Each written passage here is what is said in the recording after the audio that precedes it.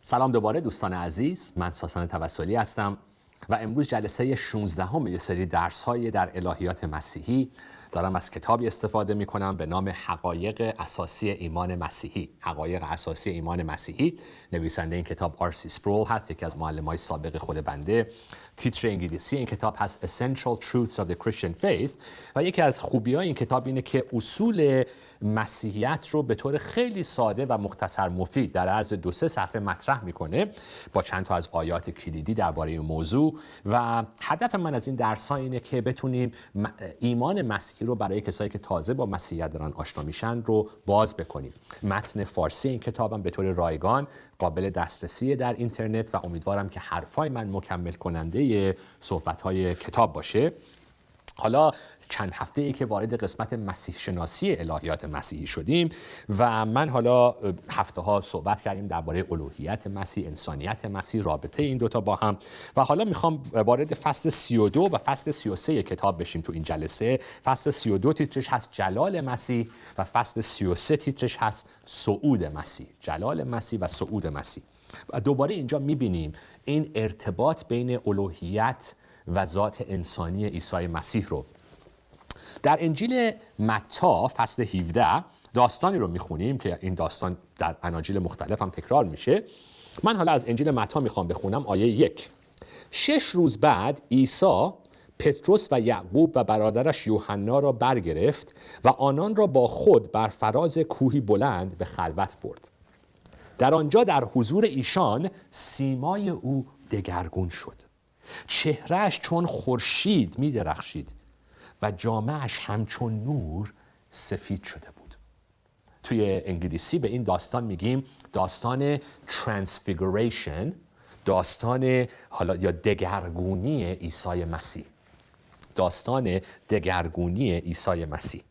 کلمه یونانی که توی این داستان استفاده میشه برای دگرگونی همون کلمه‌ایه که متامورفمای، که از این کلمه یونانی متامورفمای کلمه متامورفس رو ما میگیریم. متامورفس یعنی عوض شدن، تبدیل شدن.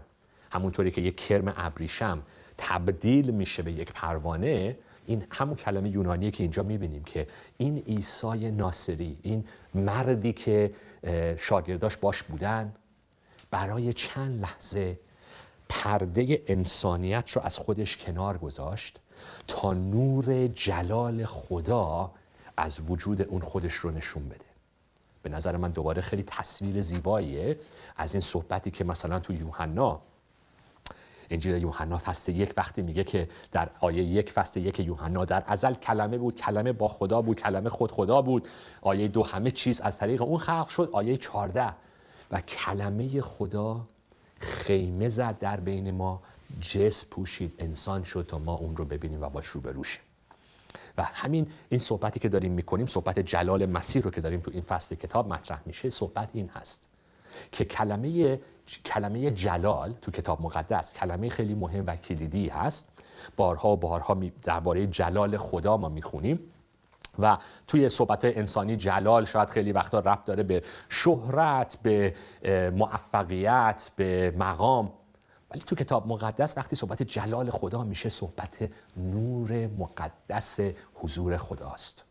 جلال خدا یعنی نور عظمت حضور خدا و در عیسی مسیح ما میبینیم این نور در وجود اون هست. خدا اومده خیمه زده در مسیح و در بعد زمانی و مکانی خودش مسیح یک زندگی داشت، همه اون رو میدیدن، باش رابطه داشتن، ولی در درون مسیح ما میبینیم که نور جلال خدا حضور داره و مسیح در لحظاتی از زندگیش اجازه میده ما با اون نور به طور مستقیم روبرو بشیم. کتاب مکاشفه تصویری میده از مسیح بعد از مرگ و رستاخیزش. مسیح در آسمان الان با چه نور و عظمتی الان مسیح داره زندگی میکنه در حضور پدر. و خیلی واسه من کتاب مکاشفه جالبه وقتی یوحنا، همین یوحنایی که شاگرد صمیمی مسیحه، با مسیح رابطه عمیق و صمیمی داره، وقتی کتاب مکاشفه مسیح رو اونطوری که خودش واقعا هست در جلال الهیش مشاهده میکنه، میگه میخواستم بیفتم زمین و انگار بمیرم، به خاطر اینکه هر وقت ما انسانهای گناهکار با حضور مقدس خدا روبرو میشیم، نتیجه عکس العمل طبیعیمون اینه که انگار وای بر من گناهکار که دارم خدای مقدس رو باش روبرو میشم. پس مسیح ذات جلال خدا رو داره و خیمه انسانیت این جلال رو پوشون در زمانی که مسیح روی زمین زندگی میکرد و خدمت میکرد. ولی مسیح میگم به ما لحظاتی رو از این پرده رو میذاره کنار تا ما ببینیم که مسیح واقعا کی هست در ذات الهی درون خودش. این اشاره به نور خدا، آرسی اشاره میکنه به فصل 21 فصل 22 کتاب مکاشفه. میخوام از دو تا آیه بخونم از کتاب مکاشفه، خیلی نکات جالبی هست. مکاشفه فصل بذار ببینم 21 هم یه آیه داره. 21 کتاب مکاشفه تصویر رو میده از آینده، از زمان آینده که ما با خدا چطوری خواهیم بود، رابطه ما با خدا. فصل 21 آیه 23 و شهر جدیدی که خدا برای ما خلق میکنه نیازی به خورشید و ماه ندارد که بر آن بتابند، زیرا جلال خدا آن را روشن میکند و بره، منظور مسیح، چراغ آن است. خود خدا، جلال خدا و جلال و نور عیسی مسیح آسمان رو، ملکوت رو روشن نگه میداره. نیازی به خورشید و ماه نداریم. و فصل 22 آیه 5 رو میخونم. و دیگر شب وجود نخواهد داشت و آنها به نور چراغ یا خورشید نیازمند نخواهند بود، زیرا خداوند خدا به آنها روشنایی خواهد بخشید و آنها تا ابد سلطنت خواهند کرد.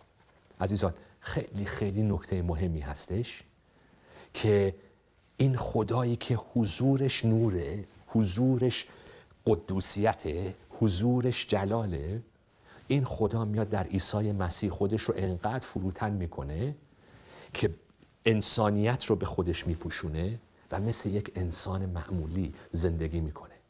در رحم یک دختر باکره، از رحم یک دختر باکره متولد میشه، در یک خانواده فقیر، در یک جامعه فقیر، یک شغل معمولی، زندگی معمولی، با افراد رد شده جامعه رابطه برقرار میکنه. و وقتی که من هر وقت این داستان جلال مسیح رو میخونم، تصور میکنم اون لحظاتی که مسیح داره شکنجه میگیره. مسیح رو دارن کتک میزنن، شلاق میزنن، تاج خار رو سرش میذارن، کتکش میزنن، تف میکنن رو صورتش، مسخرش میکنن و بعد مصلوبش میکنن. پلیس میگه که نمیدونستن دارن چی کار میکنن که خداوند جلال رو دارن مصلوب میکنن. برای من درس عظیمی از فروتنی خدا، از صبر خدا، از رحمت و فیض خدا. مسیحی که حضور نورانیش نمیتونه گناه رو تحمل کنه، جسم میپوشه و نه تنها میاد و گناه و وارد زندگی گناه آلود ما میشه، بلکه گناهان ما رو بر دوش خودش میگیره. ولی خیلی مهمه بدونیم که این مسیحی که اجازه میده انسانها این بلاها رو به سرش بیارن، در واقع خداوند جلاله و برای لحظاتی به ما نشون میده که جلال و نورش واقعا چی هست، ذاتش واقعا چی هست. توی کتاب مقدس ما میبینیم اشاره هایی هم میشه به نور روی صورت موسی. وقتی موسی با خدا روبرو میشه در عهد عتیق، چه در کوه سینا چه در خیمه عبادت، اشاره‌ای هست که نور صورت موسی رو پوشونده بود و حتی باید رو صورتش یک پارچه میذاشتن. توی کتاب مقدس میخونیم که مردم میگفتن نه این نور خیلی برای ما زیاده. ولی فرق نور جلال مسیح با نور موسی این هست که نور موسی منعکس کننده نور خداست، مسیح خودش منبع نوره. مسیح خودش جلاله، خودش نوره. مسیح منعکس نمیکنه نور پدر رو، مسیح خودش نور هست، جلال خدا هست. و اینجا آرسی میگه که چیزی که باعث تعجبه این نیستش که مسیح اجازه داد نورش بدرخشه برای چند لحظه. چیزی که جای تعجبه اینه که مسیح نورش رو میپوشونه به خاطر نجات ما انسانها و جسم انسانی رو به خودش میگیره. پس این فصل جلال مسیح، خود همین صحنه عوض شدن سیمای مسیح به نظر من برای من و تو میتونه درس مهمی باشه که در عیسی مسیح ما روبرو نیستیم با یک فقط پیغمبر و معلم. در عیسی مسیح ما روبرو هستیم با جلال خدا، با حضور مقدس نورانی خدا که به خاطر من و تو اون حضور رو در خیمه انسانی گذاشته که بتونیم من و تو باش رابطه داشته باشیم. من و تو نمیتونیم توی این با وضع گناهکار زمینی امروزمون جلوی خدای مقدس بایستیم. نور جلال خدا نابود میکنه هر نوع تاریکی و ناپاکی رو، ولی خدا میاد با فروتنی در خیمه بدن عیسی مسیح با ما ارتباط برقرار میکنه. فصل بعدی این کتاب صعود مسیح، این هم خیلی درس مهم و درس جالبی هست. آرسی اشاره میکنه نویسنده این کتاب به این واقعیت که توی ایام کلیسا، توی تاریخ‌های عبادتی و تعطیلات کلیسا، ایام مقدس کلیسا، ما خیلی جشن میگیریم کریسمس رو، تولد مسیح رو جشن میگیریم، به یاد میاریم روز صلیب مسیح رو، جمعة الصلیب میگیم به فارسی، به انگلیسی میگیم گود فرایدی، جمعه نیکو، جمعه خوب. جشن میگیریم عید قیام رو، عید پاک رو، عید رستاخیز مسیح رو، ولی حرفی زیاد درباره صعود مسیح ما نمیزنیم و این خودش خیلی باید به یاد داشته باشیم که صعود مسیح هم قسمتی مهمی از تعالیم کتاب مقدس هست. کتاب مقدس خیلی واضح به ما درس میده که بعد از مرگش روی صلیب، بعد از زنده شدنش و قیامش از قبر، بعد از مدتی که در این زمین با شاگرداش وقت گذرون، بعد از قیامش مسیح به آسمان صعود میکنه و اعمال رسولان فصل 1 رو میخوام با هم دیگه یه چند لحظه نگاه بکنیم. اعمال رسولان فصل 1 از آیه 9 میخونم. عیسی پس از گفتن این سخنان در حالی که ایشان مینگریستند به بالا برده شد و ابری او را از مقابل چشمان ایشان برگرفت. شاگردایی که دارن به مسیح نگاه میکنن. هنگامی که میرفت و شاگردان به آسمان چشم دوخته بودند، ناگاه 2 مرد سفید پوش در کنارشان ایستادند و گفتند ای مردان جلیلی، چرا ایستاده به آسمان چشم دوخته اید؟ همین عیسی که از میان شما به آسمان برده شد باز خواهد آمد، به همین گونه که دیدید به آسمان رفت.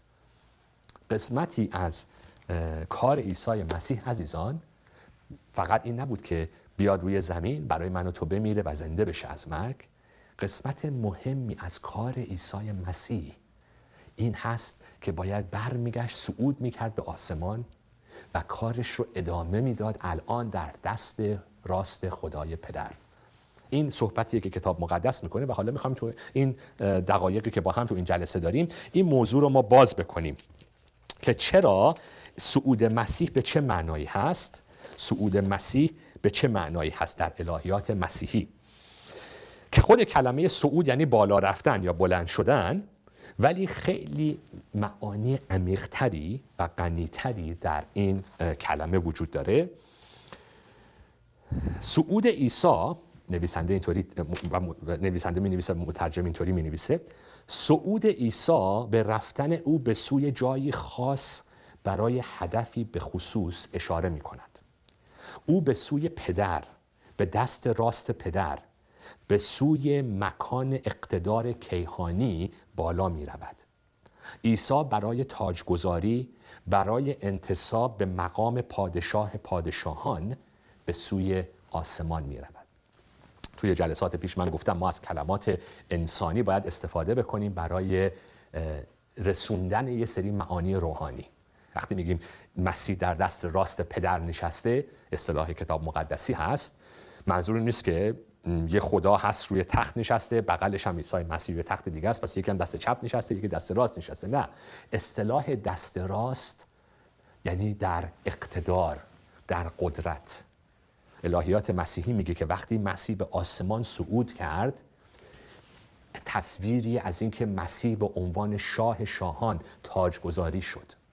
مسیح مأموریتش رو روی زمین انجام داد، پیروزی رو گرفت و به آسمان رفت و حالا اونجا عزیزان مسیح نشسته و داره سلطنت میکنه بر زمین و زمان. همون مسیحی که مثل یک فیلیپیان میگه خودش رو انسان کرد، مثل یک آدم تبهکار روی صلیب مرد، خودش رو بنده کرد، خودش رو خادم کرد برای من و تو. همون مسیح الان شاه شاهانه و داره کنترل میکنه زمین و زمان رو، داره سلطنت میکنه، چه در قلب‌های ما ایمانداران به عیسی مسیح، چه در کلیسای خودش، چه در تاریخ تمام دنیا. حالا شاید خیلی وقتا من و تو طغیان کنیم بر ضد سلطنت مسیح، دنیا طغیان کنه بر ضد حاکمیت مسیح، ولی واقعیت کتاب مقدس اینه که اونه که الان پادشاه پادشاهانه، اونه که الان داره حکمرانی میکنه و یک روزی حکومت خودش رو روی زمین هم خواهد آورد، عدالت خودش رو اونطوری که در آسمان هست بر زمین هم پیاده خواهد کرد. یک روزی دوباره این پادشاه جلال برمیگرده و عدالتش رو به کمال میرسونه. مسیح نه فقط مقام پادشاه رو الان داره در صعودش به آسمان، مسیح یکی از اصطلاحات دیگه هم که استفاده میکنیم مثل کاهن اعظمه که برگشته به قدس الاقداس. اینا همه تصاویر عهد عتیقی هست، درباره این هفته آینده هم بیشتر صحبت خواهیم کرد. ولی مسیح داره برای من و تو شفاعت میکنه به عنوان کاهن اعظم ما. مسیح اونجا داره از من و تو دفاع میکنه به عنوان وکیل ما. این کالوین، یکی از الهیدانهای مشهور پروتستان و الهیات اصلاح طلب، اینطوری می نویسه، میگه او با بالا رفتن خیش حضور جسمی خود را از چشم ما باز پس گرفت، اما این بدان معنا نیست که میخواهد بودن با پیروان خیش را که هنوز هم بر زمین در سفر هستند قطع کند، بلکه میخواهد با قدرت خیش هرچه بلا واسطه تر هم بر آسمان و هم بر زمین فرمان روایی کند. مسیح رفت که بتونه فرمان روایی کنه به تمام خلقتی که اون وارثش هست. وقتی که مسیح به آسمان برگشت، وقتی که مسیح صعود کرد، نه تنها مثل حالت تاجگذاری به عنوان پادشاه پادشاهان شناخته شد، بلکه داره حکومت میکنه به عنوان داور آسمان و زمین. به عنوان در حکومت خودش یک نکته دیگه، عیسی به عنوان سر بدن خیش یعنی کلیسا به دست راست پدر نشسته است و البته فقط حکومتش فقط در کلیسا نیست، در همه دنیا هست، ولی به عنوان حاکم کلیسا مسیح بعد روح خدا رو میفرسته. یعنی اینا صحبت الهیات مسیحی رو داریم میکنیم. صحبت داستان الهیات مسیحی اینه که پدر، نقش اصلی پدر در خلقت هست و در فراهم کردن نقشه نجات برای من و تو. پسر میاد که نجات رو فراهم بکنه برای من و تو و بعد از صعود پسر به آسمان، پدر و پسر روحشون رو میفرستن که حالا بیاد در زندگی من و تو شروع کنه به عوض کردن من و تو، به این که من و تو رو بیدار کنه به حضورش در زندگیمون. میخوام از این یه پاراگراف از اینجا بخونم. عیسی اقتدار آن را دارد بعد از صعودش که روح القدس را بر کلیسا بریزد. البته عیسی تا ابتدا به دست راست خدا ننشست، آن روح را نریخت. آن روح در فرمانبرداری از پدر و پسر خدمت می کند. پدر و پسری که با هم او را فرستادند، روح القدس رو، تا کار مسیح مبنا بر نجات ایمانداران را به مرحله عمل درآورد. پس به خود مسیح رو میگه توی انجیل یوحنا که تا من نرم نمیتونم روح القدس رو بفرستم، اون تسلی دهنده دیگر رو. بهتره که من برم. مسیح وقتی که روی زمین بود در چارچوب جسم انسانش محدود بود، ولی حالا که مسیح صعود کرده به عنوان پادشاه پادشاهان، مسیح حاکم روی همه زمین، حاکم در همه خلقت و دنیا. و یک نکته دیگه هم نویسنده اینجا مطرح میکنه. عیسی نشسته به دست راست خدا نه فقط پادشاه پادشاهان است، بلکه در عین حال داور تمام کائنات نیز هست. او داور همه ملت‌ها و همه اقوام است. اینو میخوام حالا یه دقیقه توضیح بدم. با اینکه عیسی به عنوان داور ما فرمان میراند، همچنین از سوی پدر منصوب شده تا از ما جانبداری کند. او وکیل مدافع ماست در داوری پایانی وکیل مدافعی که دادگاه برای ما تعیین کرده رئیس دادگاه خواهد بود. خیلی نکته جالبی هست عزیزان این مسئله که نه تنها عیسی داور ماست، عیسی پادشاه ماست، عیسی کاهن اعظم ماست، عیسی وکیل مدافع ماست و همه این نقش ها رو مسیح الان داره انجام میده بعد از اینکه به آسمان صعود کرد و در دست راست خدای پدر نشسته. میخوام یه آیه رو از اعمال رسولان با همدیگه نگاه بکنیم. اعمال رسولان فصل 7 داستان اولین شهید کلیساست. اعمال رسولان فصل 7 استفان داره سنگسار میشه. رهبران قوم یهود خیلی عصبانی هستن از استفان، از تعالیمش، از خدماتش و شروع کردن به سنگسار کردن استفان. از فصل 7 اعمال رسولان از آیه 54 میخونم. چون این سخنان را شنیدند قوم یهود برافروختند و به سبب او دندانهای خود را به هم فشردند. اما استفان پر از روح القدس به آسمان چشم دوخته جلال خدا را دید و عیسی را که بر دست راست خدا ایستاده بود. پس گفت هم اکنون آسمان را گشوده و پسر انسان را بر دست راست خدا ایستاده می‌بینم. در آن دم گوشه های خود را گرفته نعره های بلند برکشیدند رهبران یهود و همگی با هم به سوی او حمله بردند و او را کشان کشان از شهر بیرون برده سنگسار کردند. شاهدان جامه های خود را نزد پاهای جوانی به نام سولس گذاشتند. سولس که بعداً پولس رسول میشه. چون استفان را سنگسار میکردند او دعا کرده گفت ای عیسی خداوند روح مرا بپذیر. سپس زانو زد و به آواز بلند ندا در داد که خداوندا این گناه را به پای ایشان مگذار. این را گفت و بخفت و سولس با کشتن استفان موافق بود. حالا منظور چیه؟ در لحظه مرگش، در لحظه‌ای که میخوان سنگسارش کنن، استفان به آسمون نگاه میکنه و خدا این افتخار رو بهش میده که چشماش رو باز کنه تا ببینه مسیح بر دست راست پدر. منظور چیه؟ منظورم چیه از این موضوع عزیزان؟ توی سخت‌ترین مشکلات زندگی، توی خطرناکترین لحظه های زندگی، موقعی که احساس میکنی زندگیت داره از هم پاچیده میشه، شاید ناراحتی از زندگی، شاید ناراحتی از اوضاع دولت، از اوضاع سیاست، از اقتصاد، از مسیر تاریخ، از خطرات سیاسی، جنگی، از همه چیز میتونید احساس خطر بکنید تو دنیای امروزه. ولی کتاب مقدس میگه باید ایمان داشته باشی که عیسی مسیح روی تخت سلطنتش الان نشسته، کنترل دنیا و تاریخ در دستاشه، پادشاه پادشاهانه. هیچ رئیس جمهوری، هیچ پادشاهی، هیچ حکومتی نمیتونه جلوی مسیح شاه شاهان واسطه و نقشه های اون رو به هم بزنه. هیچ احدی قدرت نداره که کلیسای مسیح رو نابود کنه، چون مسیح شاه، نه تنها شاه شاهان روی تمام ممالک، بلکه مسیح مدافع کلیسای خودشه. مسیح سر بدن خودشه که کلیساشه. و حتی موقعی که استفان میخوان سنگسارش کنن، میبینه مسیح واسطاده جلوی دست راست پدر. مسیح کنترلش رو از دست نداده، مسیح نقشه هاش برای من و تو به هم نخورده، مسیح هول نکرده، مسیح دست و پاچه نشده که وای ببین استفان رو دارن میکشن. نه، مسیح در کنترله. چرا؟ چون به دست راست پدر نشسته و همه اتفاقاتی که داره در زندگی من و تو میفته، حتی بدترین اتفاقا، مسیح روش کنترل داره.